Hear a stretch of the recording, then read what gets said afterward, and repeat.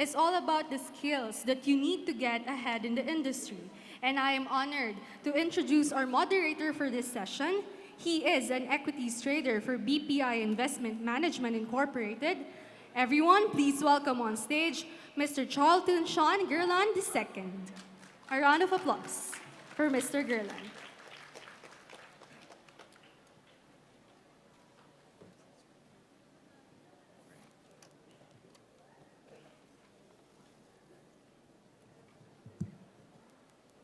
All right, so good afternoon, everyone.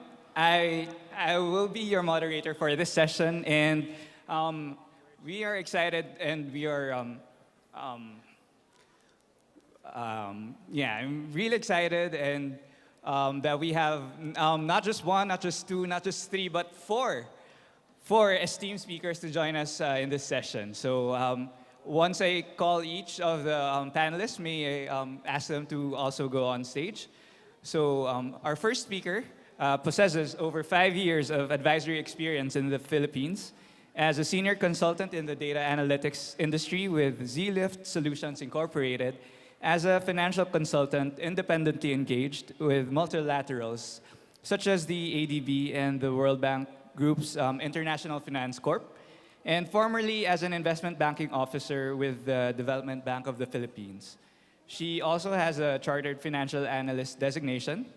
And our speaker hailed from Davao City, was a DOST scholar, and earned her applied math degree from UP Mindanao with a cum laude distinction. So everybody, please, let's welcome on stage Miss Mary Grace Bacchus.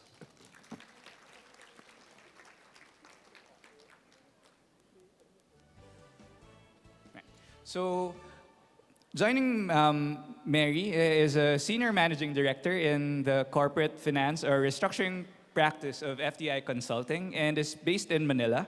So over the past 8 years, he's had extensive experience in transactions advisory, corporate and debt restructuring, valuations, mergers and acquisitions, financial due diligence, financial modeling, and financial model review.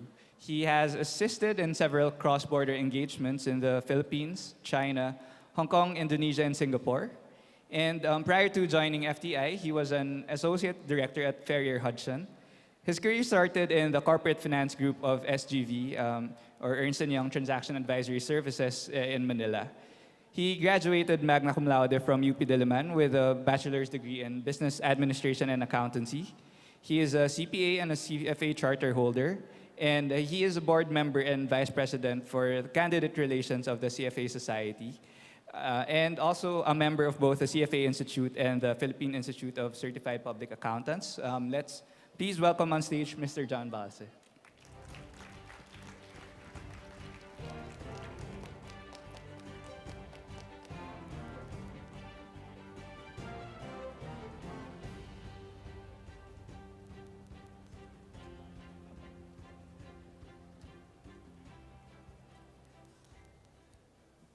All right, so for, sorry. Yeah, our next speaker is currently an equity fund manager of Security Bank Trust and Asset Management Group. Let's all please welcome Mr. Raf Palmahil.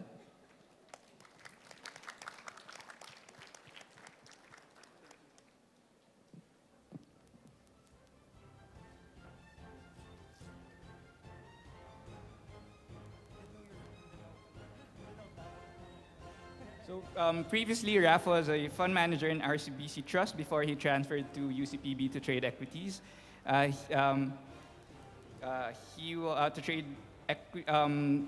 Before he transferred to UCPB to trade equities, fixed income, and foreign exchange in the Treasury Division of UCPB. And he graduated from De La Salle University with a degree in Management of Financial Institutions. He is also a CFA charter holder and a certified Treasury professional.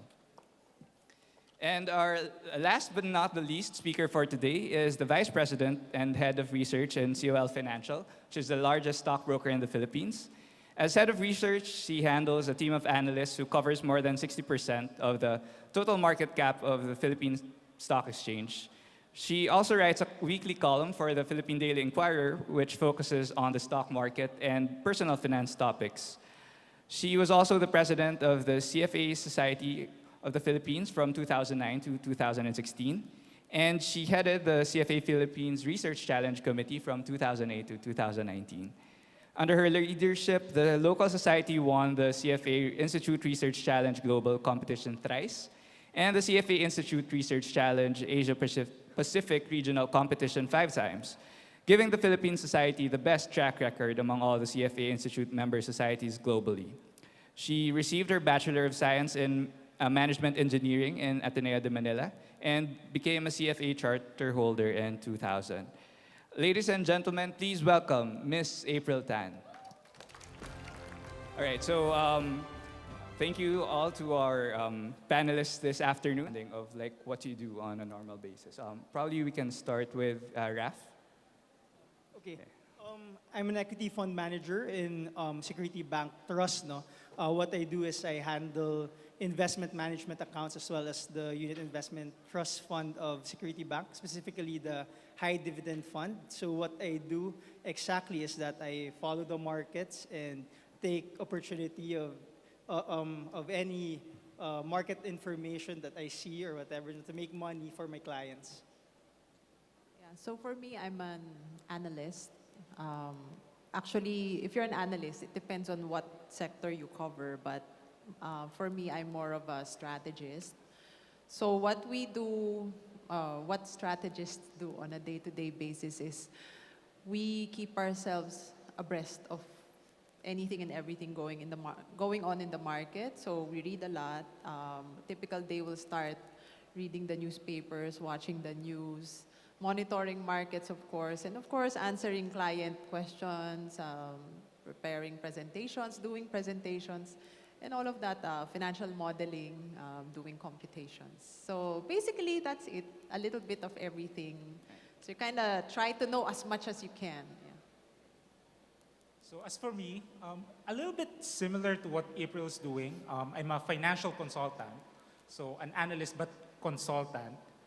So clients go to us whenever they have potential M&A transactions, or if they, for example, would like to execute a PPP transaction, or try to put up a power plant. So if they want to assess whether the project is feasible, the revenue model is correct and all that, and it's financeable, then they come to us to do these analysis. Companies also go to us to value private companies.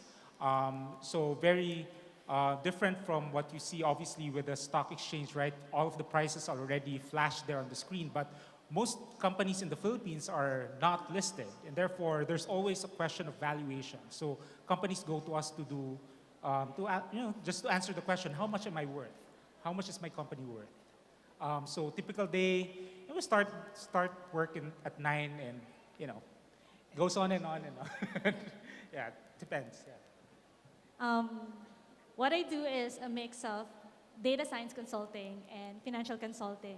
So for the data science industry, I lead a small team of mathematicians and physicists giving advice to public and private clients across different industries. So a typical day would be having a stand-up meeting to know where everyone is in what they're doing and expressing to the team what sort of help is needed to make sure that deliverables are met. In the financial advisory side, I also do consulting for mostly for multilaterals who have government clients in their PPP projects. So what I do is the other side, where the government is tendering, for example, a big ticket train transport project. And my role is to do financial modeling for them, give advice on the different PPP modalities under different economic and market scenarios. So I guess the biggest part of my day is studying. So it's always learning, it's always just talking, collaborating with clients and with subject matter experts across different domains and fields. All right, so thank you very much to our panelists. So I guess since this is a mainly finance topic, we can also talk about the CFA. So basically, like, how has the program helped you advance in your career, and like, what specific learnings were you able to apply to your work? Probably we can start now with Mary, since it's data science and it's something that not a lot of the CFA candidates right now go into. Yeah. Of course, recently our clients are not just the ones that would usually have all this information, but all these data attached to their sensors or their operational processes. Recently, we've been having an influx of clients from the financial services industry. So I draw on that experience, and that domain knowledge from the financial sector in empathizing and understanding, communicating with my clients, understanding their requirements, and so I am able to effectively translate them into a puzzle that my team can solve. And of course, in the financial advisory, I use my CFA training to, from the menial things like assessing the cost of capital for a government client. So all these basic things that we learn from the CFA program, we get to apply in the real world. Yeah, so, in our work as a financial consultant, we tend to get to use a lot of our knowledge from different subjects like economics, marketing even, business management, statistics even. But on the finance side of it, I realized when I started my career in consulting that my two subjects back in college was not enough. So, even though I'm an accountant also, I'm an accountant, I felt that in terms of the finance side of the equation, those two subjects weren't enough. And that's where the CFA program actually filled the gap. So very, very quickly when I started my work and I realized that the learning curve is very steep, and if I'm not able to climb it, as quickly as I can, then it will be very difficult for me to progress in my career. So therefore, I had to find a way to get to, learn new concepts that have not been taught in college. So that's where the CFA curriculum came into play. Okay, for me, similar to John, I felt like what I learned in the university wasn't enough. So with my course, it's ME, we only have 6 units of finance. So good luck to you, di ba? Bahala ka na. So nung pagpasok ko sa brokerage industry, I didn't even know what blue chips meant. No, it's that bad. And before, hindi pa usong stock market, so people don't really talk about it.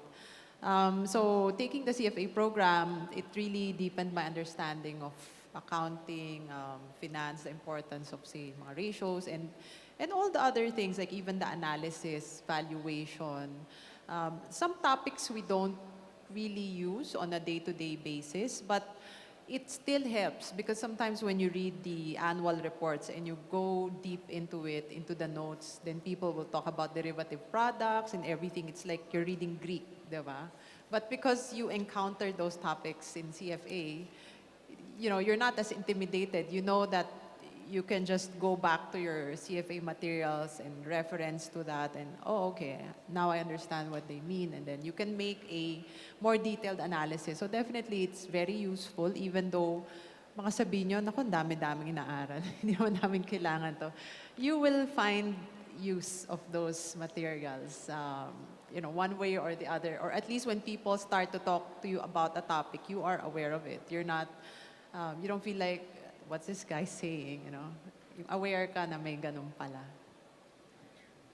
For me, how it helped me in my career, more than finance, accounting, or economics, it helped me more with character development. Just having the grittiness to study all the materials, to be tested, and to pass it eventually. It will really develop your character, the discipline to study, which you can apply in your career moving forward.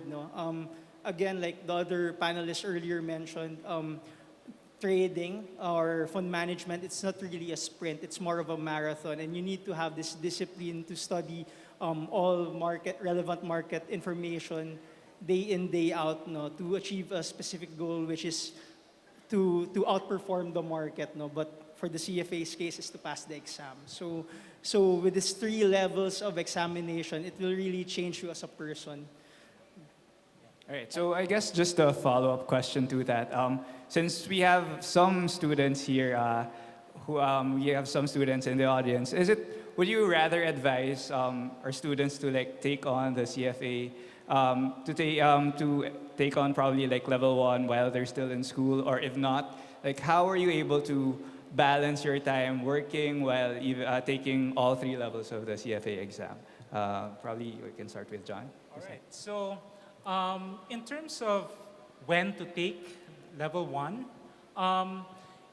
it will actually give you an edge if you now if you now go out there and try to apply for a job, because not a lot of people would actually think of taking even the level 1 exam while going through college. It's going to be a very difficult balancing act for anyone.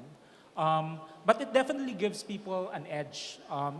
Especially in our company, whenever we see that someone has already finished level 1, level 2, I mean that's already like, okay, from the pile of resumes that you get, clearly that one you already put that in the to interview list, right? So very important, or it gives you an edge talaga if you finish level 1 at least. Yeah, for me, I think take it sooner rather than later. While taking college, it depends. We've encountered some people who actually do it, especially those that participate in finance competitions because they already know level 1. So it's easy for them to take the program already. But for me, my advice is take it sooner rather than later because first of all, sanay ka pa mag-aral. Second, of course, you don't have the responsibility of having to take care of a family yet. You're still single, so you still have time. And of course, it's good for your career. So take it sooner rather than later. In fact, anecdotally, there are a lot of senior members of the finance industry who try to take it. Pero first of all, they're not motivated anymore. They're busy. Tapos sabihin nila, why should I take this? It will not advance my career anymore. So they don't take it seriously. And then of course, hindi na sanay mag-aral. So usually they don't finish anymore. So it's better to just take it younger. Mas malaki yung return on capital, so to speak, return on investment. Yeah, I agree with April. No, it's better to start early. But with learning, I mean, there's no better time to start learning. No? Even don't let your age stop you, pa rin, if you really want to pursue the CFA program. No, but there's an edge definitely if you start early. Less responsibilities, like April mentioned. No? But even though you're old and you really want to learn and you're passionate about finance and the CFA program, even though you're like 50, 60, you really want to go through that, then by all means, no? Yeah, same. If you can enroll, take the December exam. All right. So I guess like moving a scope ahead and moving past the CFA exam, like since you also work in different industries, maybe you can also like share what any additional trainings that you've undergone, or what you think are trainings that our other students can also, or other young professionals can also take, at least to give them more of an edge in whatever industry you're in. Probably you can start with April now. Yeah, for me, well, for us in general, we attend a lot of conferences. But personally, what I found most useful is the mga soft skills types of seminar, like communication, presentation. I think for left-brain people like us who are in CFA, that really is our weakness eh. Parang we're all shy, we don't know how to speak, and 'di ba ang ano sa atin is hindi ko naman naiintindihan kung ano sinasabi mo eh. when we talk about our numbers, 'di ba? Parang anong sabi niya? We have to learn how to communicate it to people. So for me, that's the most useful na mga seminars na natin ko rather than the mga technical skills. Yeah, they are useful, pero it's very comfortable for me um, to learn those things. But the soft skill, it took a lot of effort. But then, I think yun yung medyo kulang. You know, it's not enough to be technically competent. You have to know how to communicate it to clients and to communicate yourself. Yeah, there are a lot of avenues to learn. There are a lot of seminars, certifications, etc. No, but there are a lot of low-hanging fruits that you can easily learn. Like, for example, you can just go to YouTube and like type in trade, how to be the best trader in the world whatsoever. There are a lot of people who can give insights, no, that would be useful in your career. Also, aside from attending seminars, you can also read books by the great investors out there like Warren Buffett, Ray Dalio. No? It doesn't have to be like a thing wherein you have to pay to learn more. But of course, it will definitely help a lot since it's programmed. No?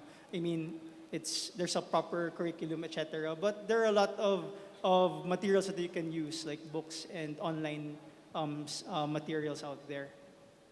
Yeah, I was a banker before I became a part of a data science team. So what I did to expand was look at Coursera courses, enroll, and try to answer the exercises they had.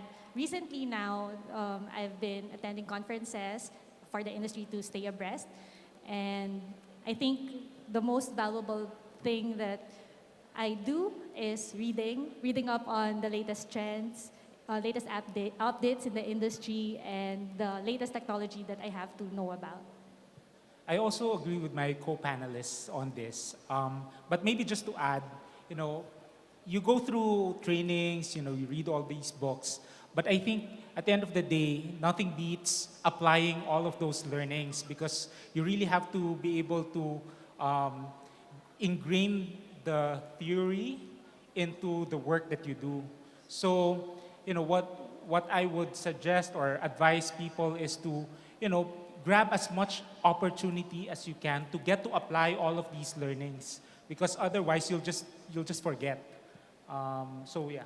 Yeah, just to add, no, with what John mentioned, no, as a fund manager, I think one good thing that you have if you want to take this path, no, is to like open a COL account, for example, or SB equities for my institution. No? But I mean, just open a brokerage account and start trading with like. When I was in college, I opened up an account, 25,000 pesos, and then did a lot of things. I applied diversification, which actually wouldn't work if you have a small amount of money because you'll be eaten up by commissions. But again, you'll learn a lot of things, no, with experience. And if you really want to be a trader or fund manager, the best way to learn is to start trading. And I just like to add, no, mentorship is very important. If there's somebody you look up to, and then you have questions, kasi minsan iba eh, you know, the books will not answer your questions directly, but sometimes you can ask your mentor and they will teach you. Don't be afraid to ask questions, ask for advice. It's really going to be very helpful. All right. So, and since April already touched on the topic, like about mentors, so probably for all the other panelists, you can also share like probably what are the tips like finding a mentor or finding someone like in the industry who can help you. What are the tips that you can offer our students? Well, finding a mentor, no. Well, there are a lot of possible mentors out there. It could be like your boss, your colleagues, even your friends, no, who have experience on what you're planning to do. I think the best way to find a great mentor is to be a good student, no? Kasi it's hard to mentor someone who really doesn't want to learn then. So you need to be like an empty cup and just willing to be filled with more information. If you're willing to learn, for sure, a good mentor will come out of nowhere, no? You can find mentor in anyone. So right now, my mentor is my boss. She doesn't know that yet, but she will eventually as I keep on asking advice from her. But it's actually just learning from what they do rather than what they say. So when I'm in a meeting with her, that's very intense. And when she exudes confidence and is able to deliver what the client needs answered, so that's when I learn the most from her. So be very closely work with your mentor. So apart from spending time with them, you have to spend time working with them. In my case, yeah, so there's no really defined, mentor. It's more of just being like a sponge, right? So trying to learn off from everyone that you get to meet. So it can even be a work colleague, even someone lower than you, can actually teach you stuff, especially on the tech side. If you're tech challenged. So yeah, so just be open-minded, and and try to get to utilize all of the knowledge of the people around you. Yeah, I think they already said most of it. But for me, I think if I were to give advice on, mentorship, like for me, one of my first mentors were my bosses. And, in hindsight, I just want to say that when you choose a job, don't go for the highest paying job. If it means that you will not learn anything anyway from any mentorship or what. So, importante rin malaman ninyo kung ano yung values ng employer, who your bosses will be. Do you actually believe in the same things? And do you feel like you can learn from them?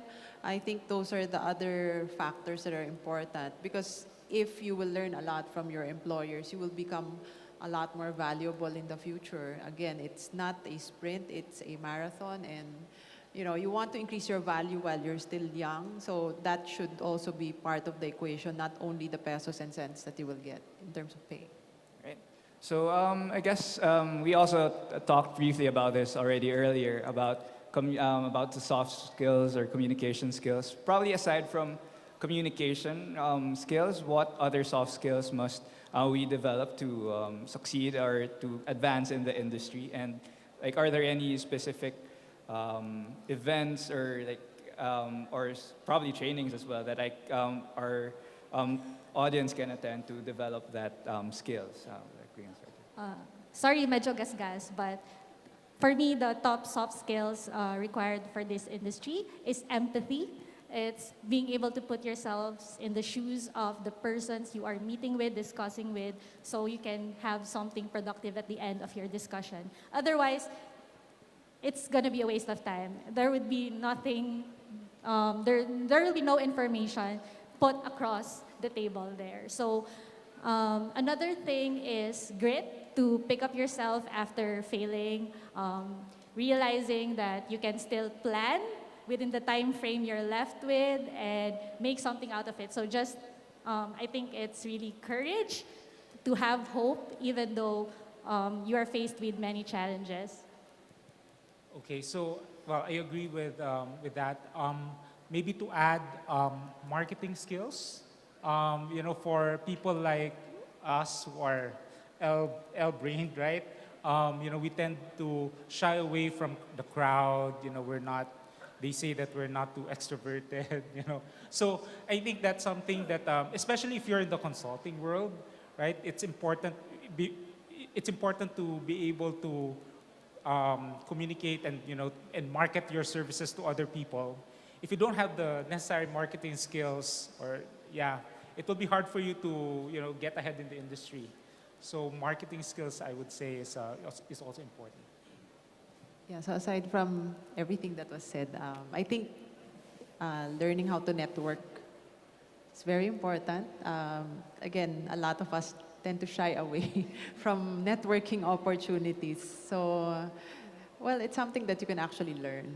And the more you do it, the easier it becomes. So don't shy away from it.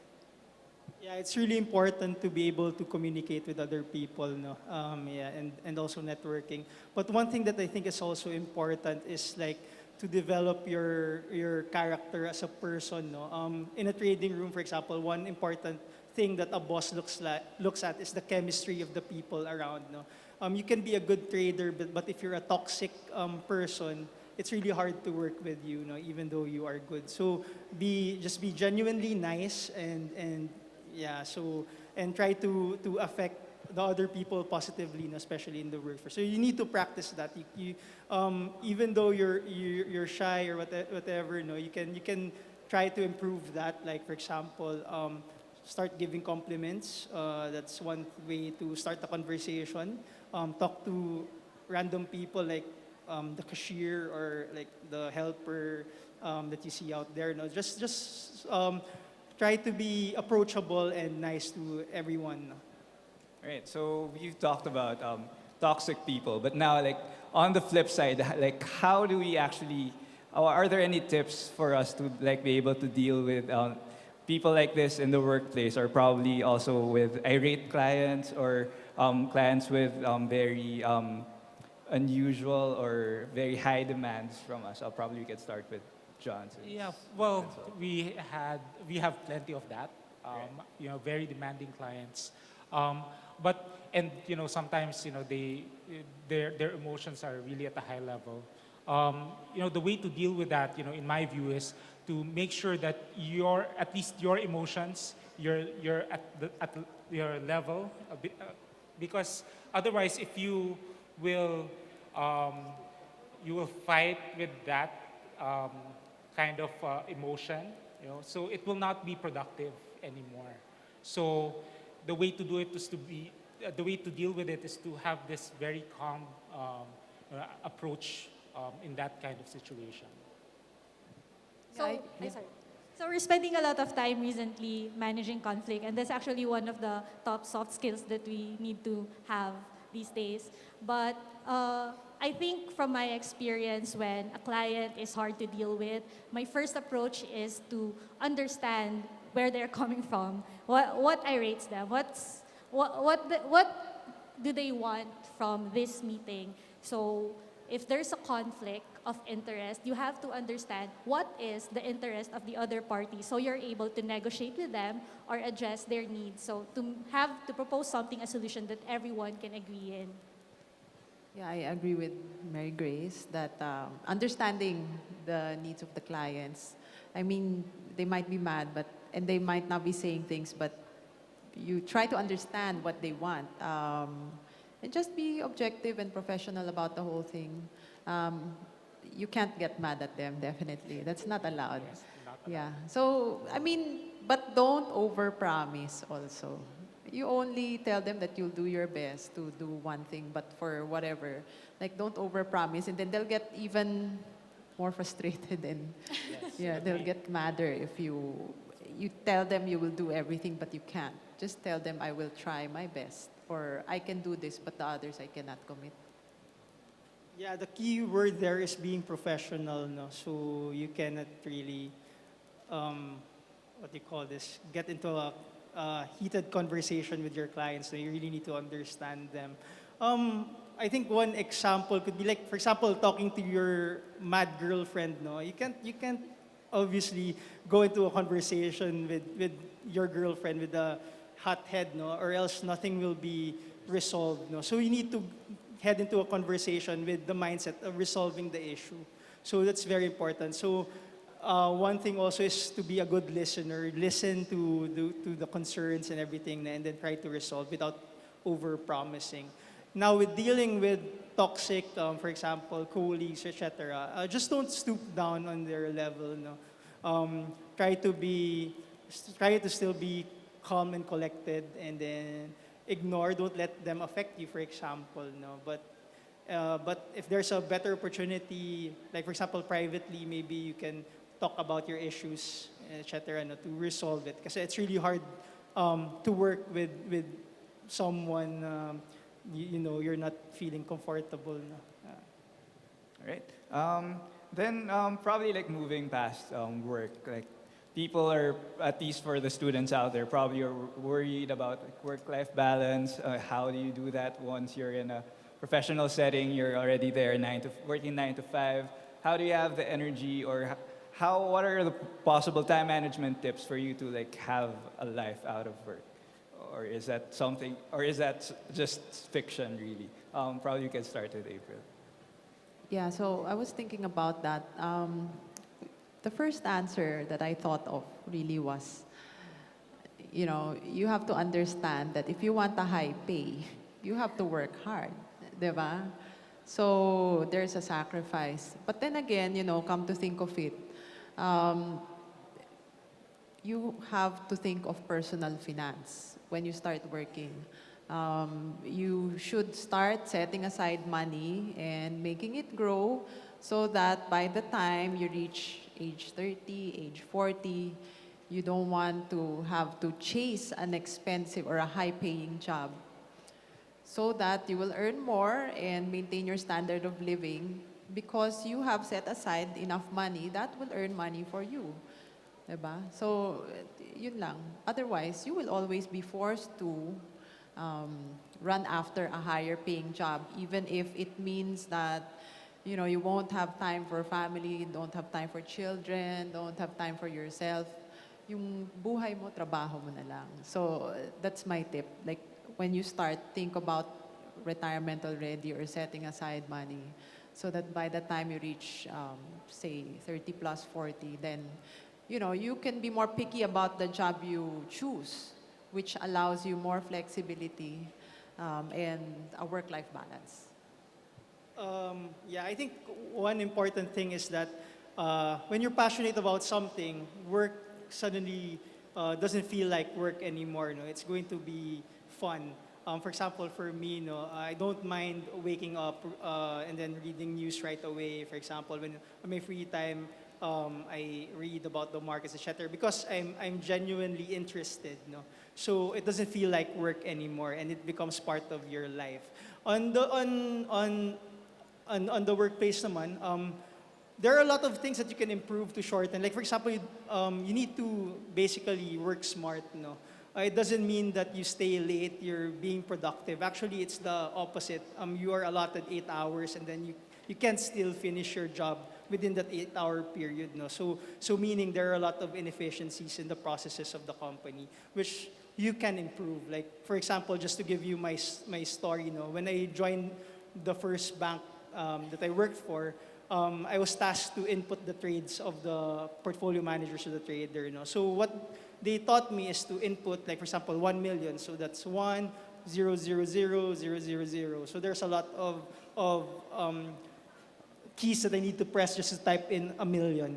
So what I introduced to them is the Control C, Control V, which is most of you probably know already, copy and paste. So with that, instead of typing in a lot of numbers, I can just Control C, Control V mindlessly. Whatever the number is, I can copy it, and I'm sure that's gonna be the right number. So even with that simple example, you can really streamline a lot of things. And of course, when you introduce new things, technology to the company, they'll be happy then because you're able to shorten the processes and make it more efficient. So with that, you're able to save time and go home early and enjoy with friends, like a couple of beers, etc. So it doesn't mean that to be able to be successful, you need to work more than the 8 hours that is allotted to you. Okay. I also have to make sure that my teammates also have the work-life balance that they deserve. So what we do is set the priorities for the day and make sure that no one is over or under delivering based on the complexity or the scale of the task assigned to them. And of course, not be afraid to seek for help from others so that you can finish what you have to do on time for a client. So at the end of the day, your mind has peace and you have time to learn other things. But of course, I think behind it all, you just have to know who you are. What are your priorities in life? What do you want to do? Are you still having fun? Where can you derive happiness from it? Because if something is not working out for you, then it's not going to be worth sacrificing your free time for.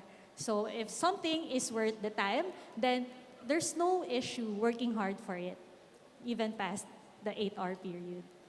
I guess for me, just to add, I think it's very important for those who are applying for work to get to do some research and understand the company first that they're getting themselves into. You cannot impose work-life balance in a company that from the very beginning their culture is like they work long hours. So get to understand the company that you're getting into. Make sure that your culture, your values, your culture are aligned before you actually, accept their offer. Because otherwise, again, as April mentioned, there's always that trade-off, or most of the time there's that trade-off between a high-paying job, getting a high-paying job, and also the work hours that you would have to spend in the company. So make sure that if when you have to accept that trade-off, from the very beginning, accept that trade-off and accept the consequence of it. So yeah, that's it. Remember, you don't live to work, you work to live. No? So work hard and play harder, I guess. All right, so we are gonna take some questions from the audience. Well, there's some questions already that have been screened here. Probably like the first we can ask our panelists is there's a question on like the use of big data in your day-to-day work, but probably we can also expand it to like other developments in the finance industry, probably like the use of fintech or other concepts as well. How have you incorporated these concepts into your day-to-day work? Okay. I'm very interested to hear from the panel how they use data or information. But I'm aware of the changing landscape over the years. Data used to be were just reported. It was just being seen and visualized. But these days, it's being used to make sense out of every day, out of what the customers are saying about your product, or to decide to make smarter decisions about a certain part of your value chain. So right now, the volume of data is staggering, and some of the operations that might have to be done is on the cloud. But I think the application of big data is not really something that's very common right now. It's just a sexy word to say, but it's not necessarily the top priority or the top need of a client. So I would have a client coming to us asking, can you build us a predictive model for this? But they don't necessarily have the data needed for their problem. So I think the application of big data is very popular and applicable in the telco sector, where there is voluminous information related to SMS and data usage of the clients. Industries like airlines would have data as well, and of course, Grab sharing, ride sharing apps, and other applications that get all your information. Of course, social media apps. But for the finance sector, our clients are using data science, not necessarily big data. So there's a difference between big data and data science. But for the finance sector, our clients' data science needs is on, I think, predicting customer behavior and making sure that they're able to forecast demand. In our company, FDI Consulting, we have a different group that does data analysis. So they deal with volumes of data and try to make sense of them for clients. They also actually use this information even for litigation. And also, I understand in one particular case, Bernie Madoff, if anyone's familiar with that Ponzi scheme in the US, that big Ponzi scheme there, our big data team, were hired to actually try to uncover or unravel that big Ponzi scheme and try to trace where the money went. So yeah, but at our level, corporate finance, to be honest, we haven't really had much experience in big data. I agree with John, but I think for us, what's happening, at least for developed markets, it's the algo trading, the robo trading, no? Looking for cues or patterns where if this happens, then stock goes up. If this happens, then stock goes down. So can you apply algo trading in Philippines? Based on our hunch, the answer is no. Because if you ask a robot to execute your trade, it will assume that there is liquidity. But in the Philippines, we know how notoriously illiquid the market becomes. So, although the information will say it's a short, I don't think you can, we can't even short. Say, need to buy. Can you actually buy enough shares at a good price? Diba? It's very difficult. So, Yeah, but in the US, they do a lot of those robo trading, they make algorithms, which kind of explains all the volatility that we see now in the US and how efficient it is.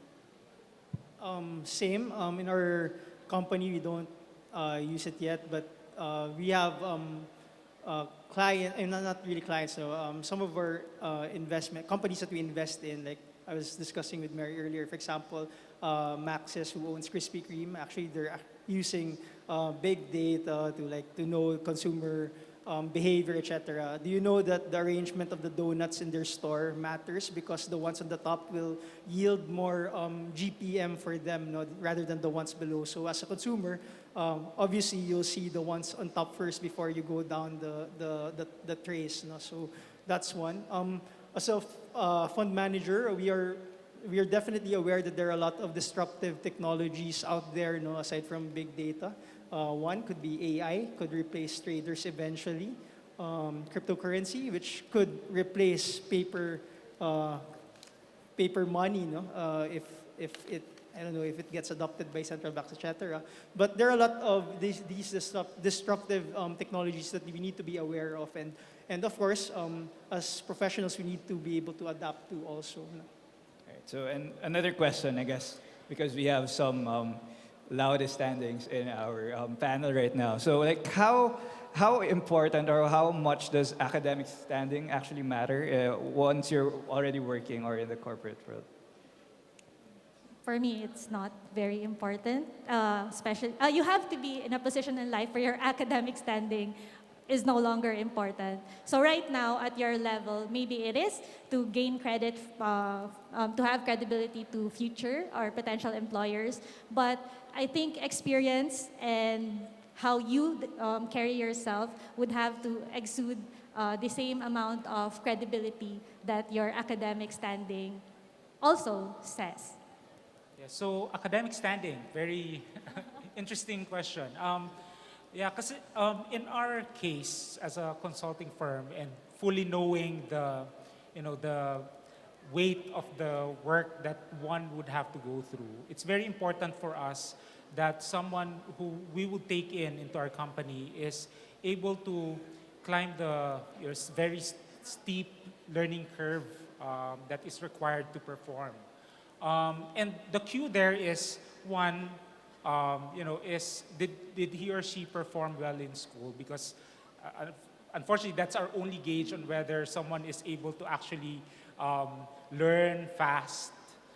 But the other aspect that we also look at is attitude, and it's very, very important. And it's something that we actually try to gauge during interviews. Because it doesn't matter if you're the summa cum laude or valedictorian in your batch. If you have very poor attitude, you don't like working in teams, or people don't like working with you because you don't share the workload. It's going to be very disruptive to the workplace, and therefore those two aspects are important. In fact, in the past we have hired. There were like resumes put in front of me, screened by my managers, and we ended up going for the guy who had only a laude. There was someone who was summa cum laude and magna cum laude there, but we go with the cum laude because the attitude was actually very good. And we felt that he would gel very well with the team, and it's very important that we watch the fit. At the end of the day, it's the fit also that matters. Was what Rafi mentioned, because otherwise you will have tensions in the group, and you don't want that. Yeah, for us, actually, I think it's important that you finish, at least graduate. And if you could get a standing, that's also good, no?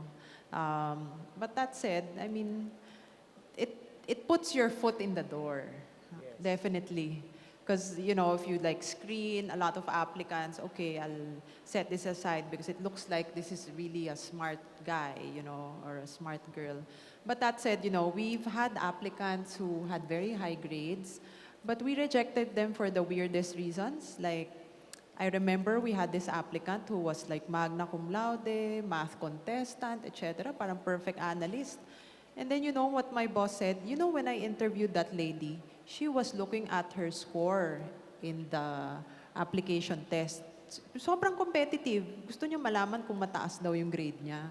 And it's very rude when somebody's talking to you and you're not looking at them face to face. You're looking at your score and like, diba, do you have a problem? And then, you know, there was this other applicant who, you know, was okay. It's just that when he came to the interview, he was so, you know, basang-basa ng pawis, parang so dirty to look at. You don't even want to shake his hand. It's such a turn off, you know. Yung mga little things like that, you know. Kasi you have to show respect to, like, I'm really interested in this job, you know. You don't go to an employer and act like I'm God's gift to mankind, you know. You need me, I don't need you. You know, there has to be like a mutual respect. So, you know, yes, having those awards helps put your foot in the door, but doesn't mean you're gonna get accepted, you know. Attitude is very important. Well, disclaimer, no, we're not encouraging you to start failing your grades, no, and no, of course, it really helps to have good grades, etc. But it's not the end of the world if you're not a cum laude or a magna or summa cum laude. Actually, in my experience, the only time they ask for my, what's that called, the transcript of records is when I joined my first company, and after that, they never asked for it again. No, so what's important is really your knowledge about the job, no, what you can bring in the table, no. So it's very important. To give you a more concrete example, I'm not the most perfect student out there. No, I failed a couple of subjects during my college days, and then actually failed my first exam in the CFA. But I passed all three. So when you ask me if I passed it consecutively, I say yes. But I failed the first one. So it doesn't mean it doesn't mean that when you need to learn from the failure. No, if it's a success, okay, you succeeded, but you will then actually learn something out of it. No, with failures, you will learn a lot with failures. No, so it's not really the end of the world. And to agree with them, attitude for me is more important than your grade. No, if you're a bad person and you're not okay to work with, then sorry, but I'll go for the next person who is more genuine and more willing to learn. No? Can I just add? And also, like a future tip for you guys. Let's say you get into a job that you don't like. Do not fight with your boss. Do not burn the bridge. Yeah, because your next employer will call your former boss.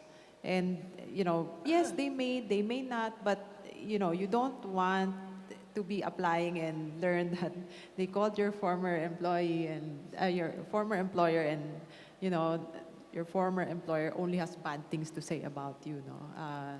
And in the future, who knows, you may actually need your old friends or your old bosses to do business or what, ba? Yeah, take care of your reputation, no? Kasi if you have a bad reputation, then it's going to be hard for you to land a good job. All right, so and with that, we wrap our session. Thank you very much to our panelists for sharing their insight. Let's give them